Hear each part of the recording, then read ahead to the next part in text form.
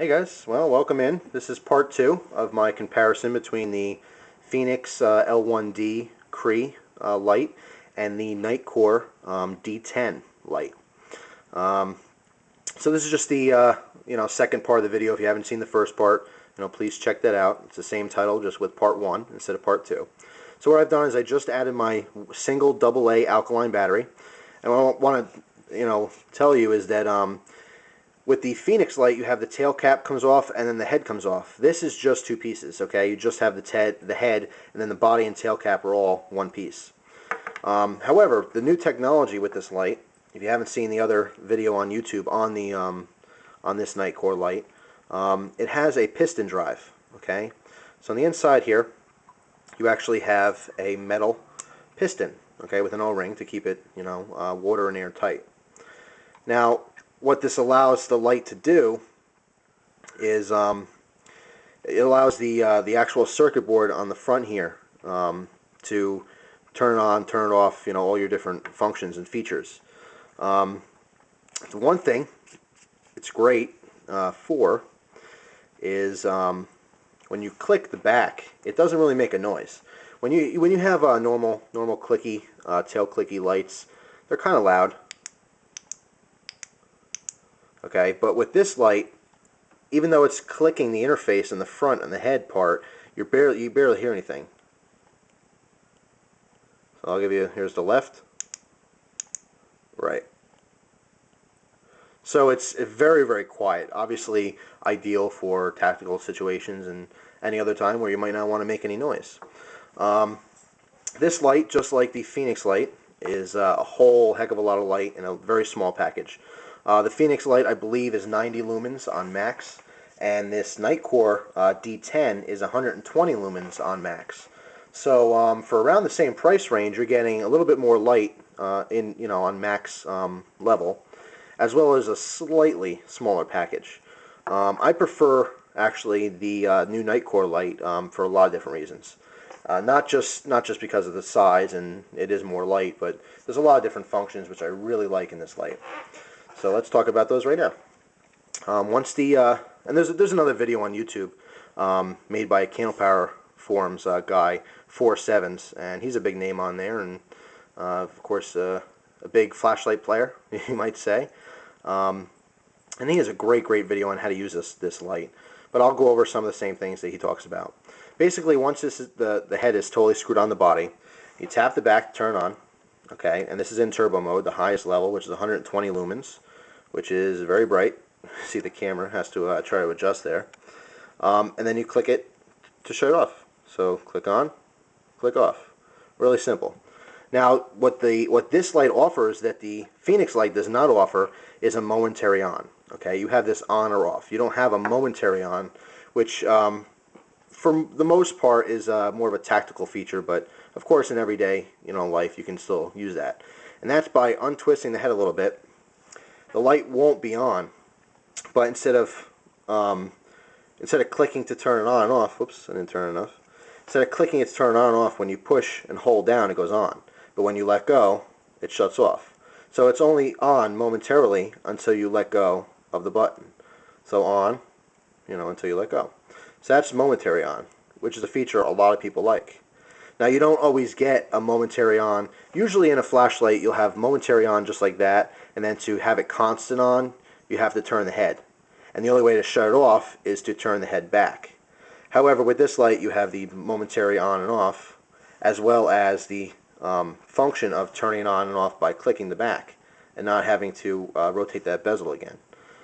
So I know that's probably a little bit confusing, but the flashlight guys know what I'm talking about. So those are awesome functions within themselves. That makes this a great light. However, what really sets this apart from other lights is the fact that you can ramp up and down. Just a flashlight term, actually new to me myself. I didn't use this term until I recently saw the other video.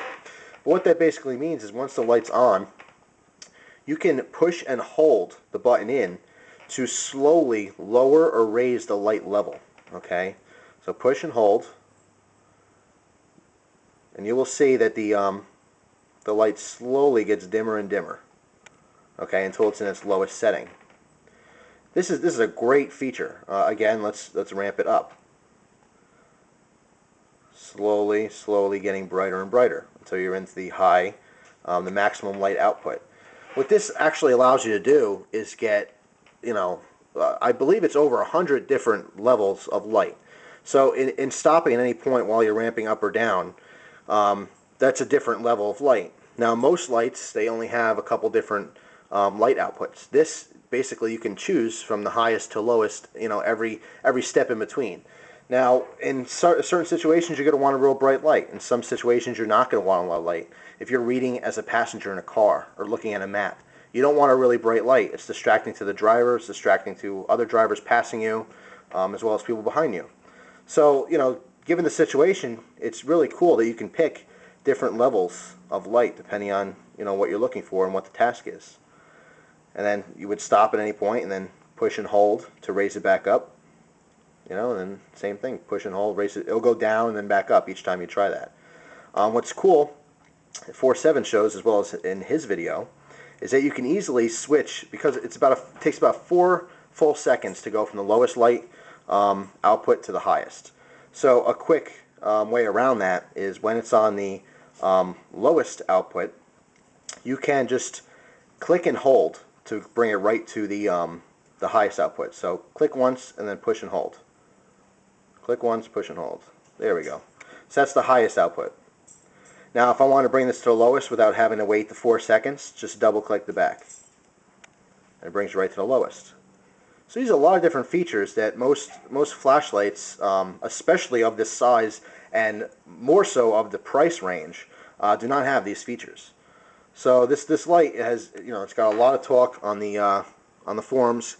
Candlepowerforums.com, okay, it's mostly just flashlight talk, and I know some people would not be interested about talking flashlights all day long. But for the people who are interested in flashlights, there's plenty of great guys over there that really know what they're talking about. They do really cool modifications. And if you have any question regarding to any kind of flashlight, they'd be more than happy to help you with that and answer all your questions. So if you're interested in this light and want more information or any flashlight, have any questions, please check out the forum if you already haven't done so. It's candlepowerforums.com. www.candlepowerforums.com. So anyway, those are the two lights. I have to say, I've recently been introduced to this Nitecore light. I didn't know anything about it until a friend started telling me about it and gave me some links to Candle Power Forums to different threads. If I didn't know anything about it, I would have just picked up the Fenix light because it is a heck of a lot of light for the money. I really like this and make a great EDC light.